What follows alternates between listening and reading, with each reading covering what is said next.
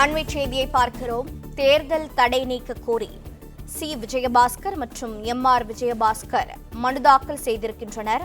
Viralimalai C. Vijayabaskar மற்றும் Karur MR. Vijayabaskar ஆகியோர் சென்னை உயர்நீதிமன்றத்தில் மனு தாக்கல் செய்திருக்கிறார்கள். விவரங்களோடு இணைப்பில் இருக்கிறார் செய்தியாளர் ஆனந்த். ஆனந்த், வணக்கம். மேலும் தகவல்களை பதிவு செய்யலாம்.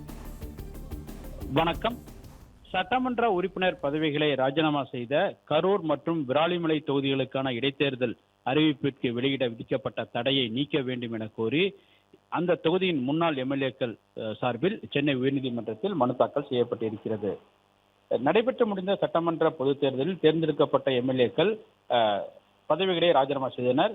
அதில் முதலமைச்சர் விஜய் போட்டியிட்ட திருச்சி கிழக்கு தொகுதியில் அவர் 2 தொகுதியில் போட்டியிட்டதால் திருச்சி கிழக்கு தொகுதியை போட்டியிட்டார். அதே போன்று கரூர், விராலிமலை, பெருந்துறை, அம்பாசமுத்திரம் ஆகிய தொகுதிகளில் போட்டியிட்ட அதிமுக உறுப்பினர்கள் தங்களுடைய பதவிகளை ராஜினாமா செய்தனர். இந்த நிலையில் இந்த தொகுதிகளில் சார்பில் போட்டியிட்ட வேட்பாளர்கள், தோல்வியடைந்த வேட்பாளர்கள் சார்பில் தேர்தல் வழக்கு தாக்கல் செய்யப்பட்டிருக்கிறது. தேர்தல் வழக்கு நிலுவையில் இருக்கும் வரை இந்த தொகுதிகளுக்கு இடைத்தேர்தல் அறிவிப்பிற்கு தடை விதிக்க வேண்டும் என கோரி வெங்கடாச்சலம் என்பவர் சென்னை உயர்நீதிமன்றத்தில் மனு தாக்கல் செய்தார். இந்த வழக்கை விசாரித்த சென்னை உயர்நீதிமன்றம் கடந்த ஜூலை 10ஆம் தேதி தேர்தல் அறிவிப்பு வெளியிட இடைக்கால தடை விதித்து தேர்தல் ஆணையத்திற்கு உத்தரவிட்டிருந்தது.